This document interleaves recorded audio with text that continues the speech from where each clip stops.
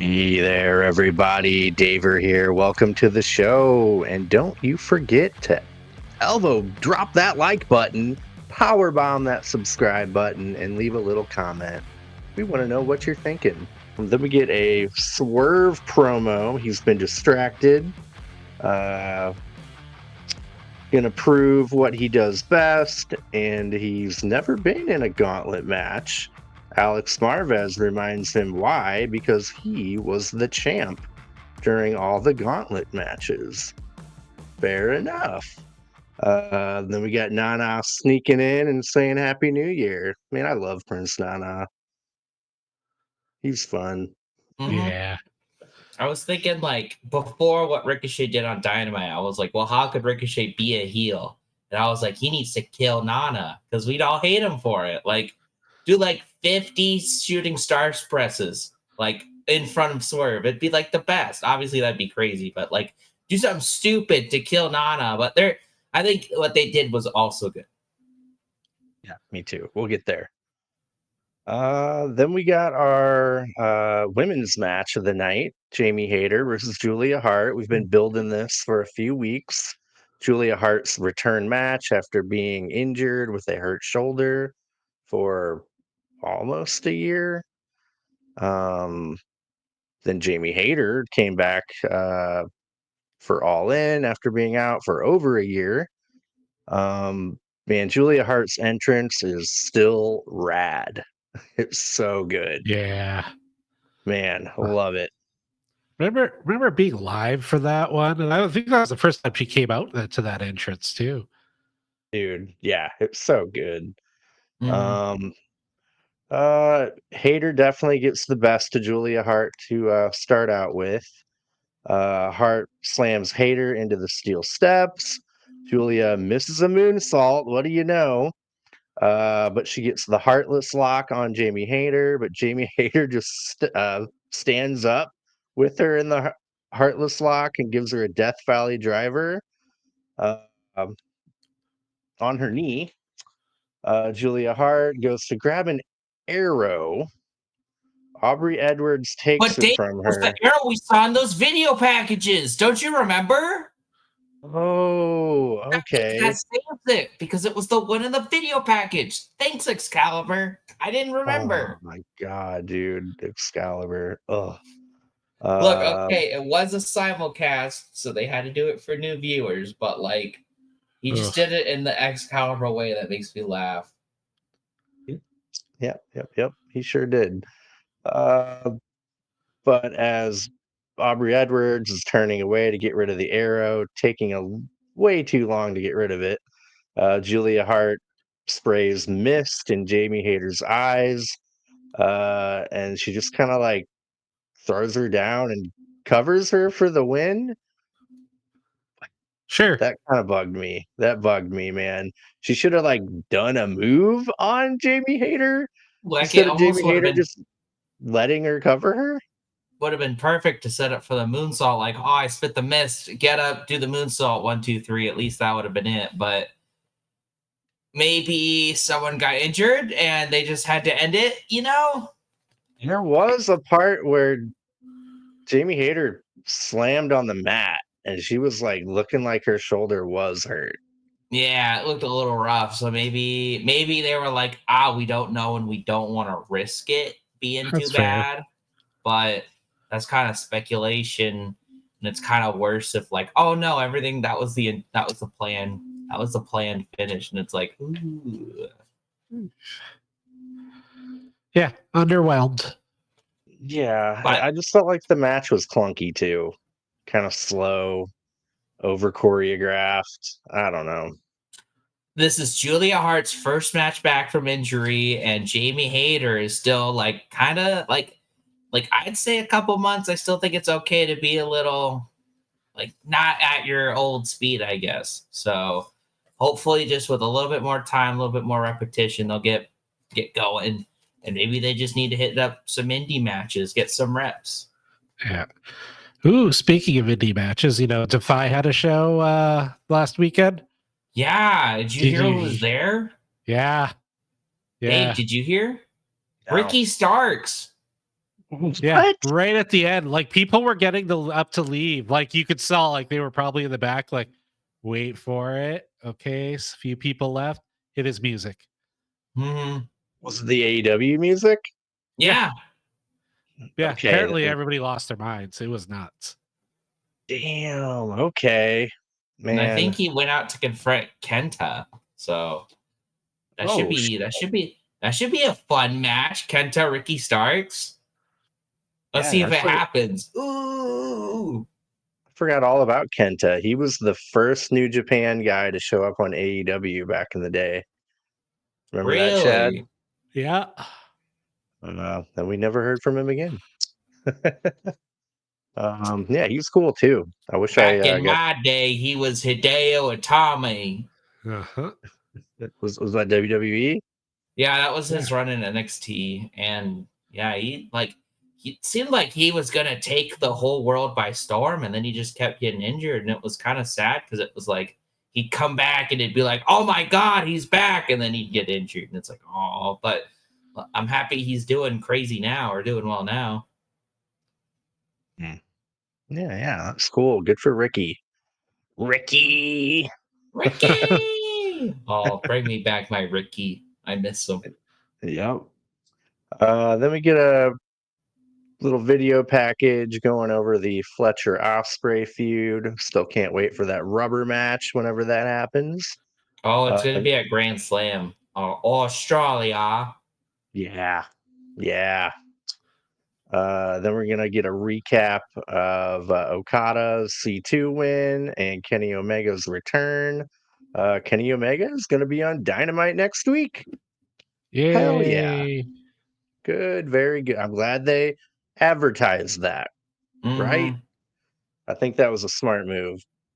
I do want to look at the ratings for AEW, how like far they went down for people watching it on Max. Like it's got to be all skewed now. Like you won't.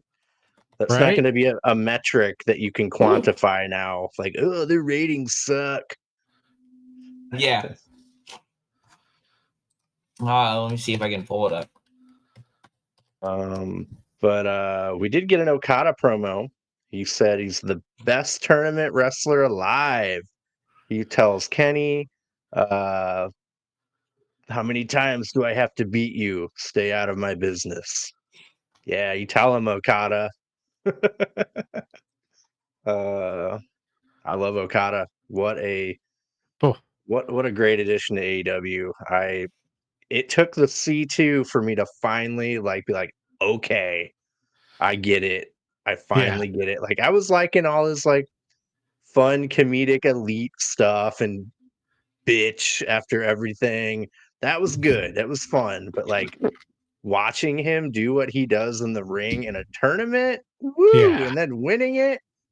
I do not agree with this sentiment, but a lot of people are like, what was the point of the C2? What a waste of time. You didn't even change champions. Like, no, no, no, no, no, no.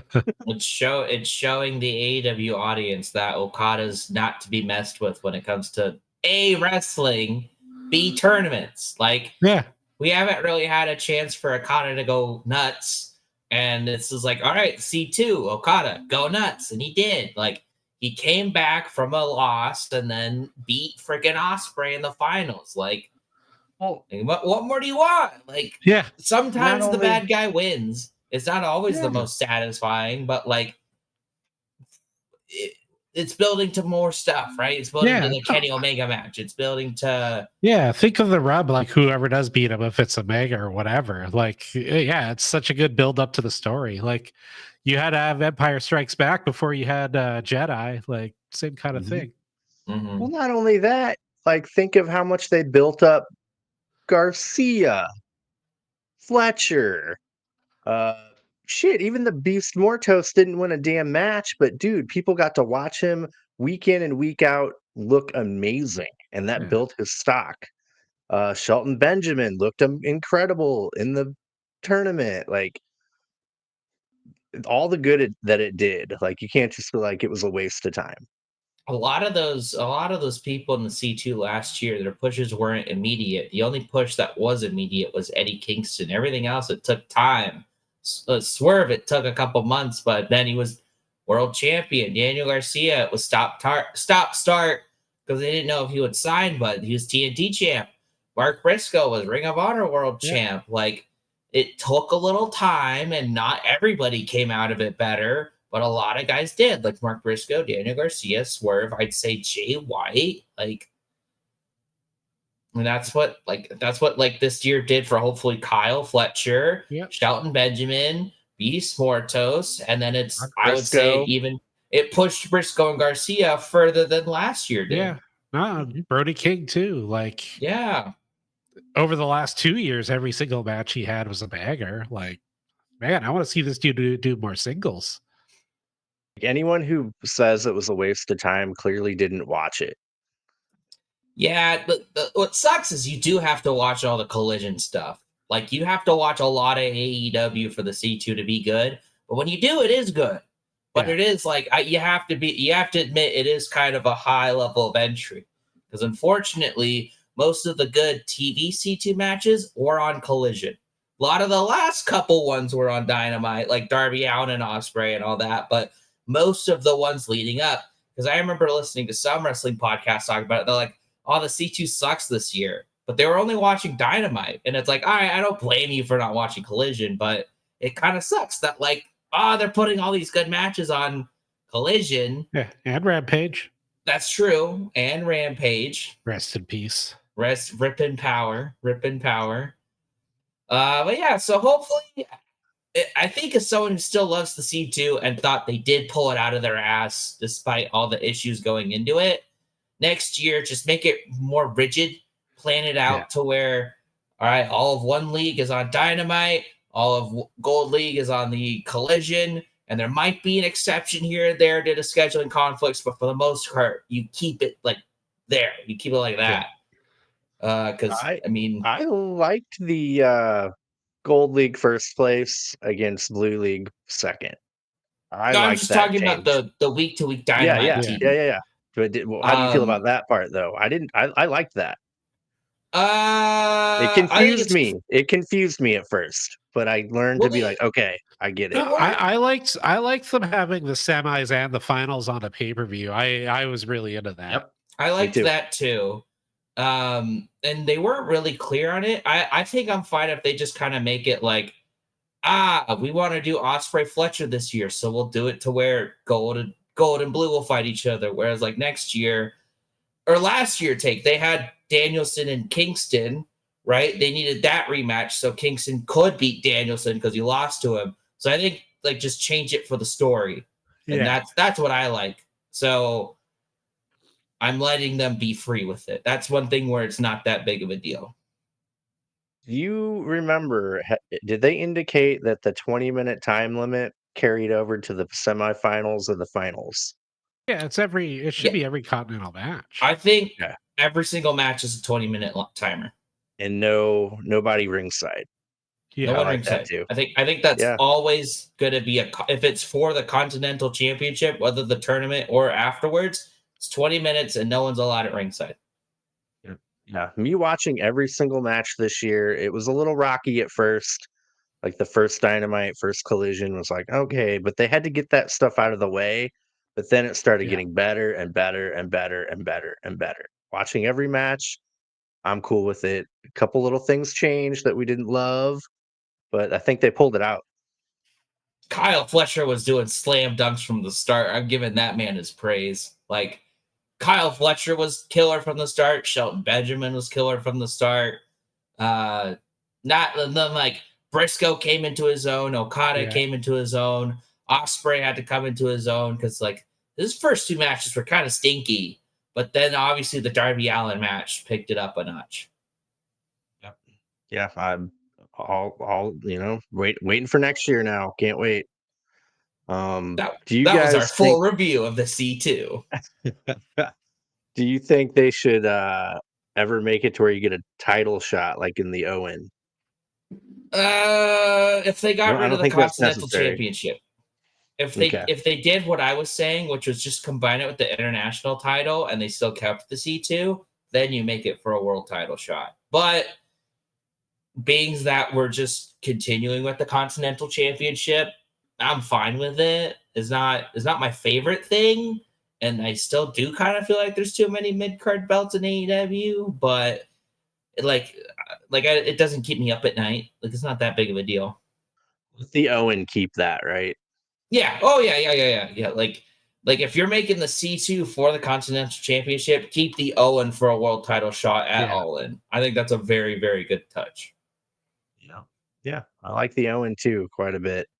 I do wish that they would wear that belt around all year, but Like Mariah May. Yep. She wore it up until All In, and then she got to hold up both belts. I thought that was pretty cool. Hmm. Yeah. But yeah. Yeah. Love the C2. Can't wait for it next year.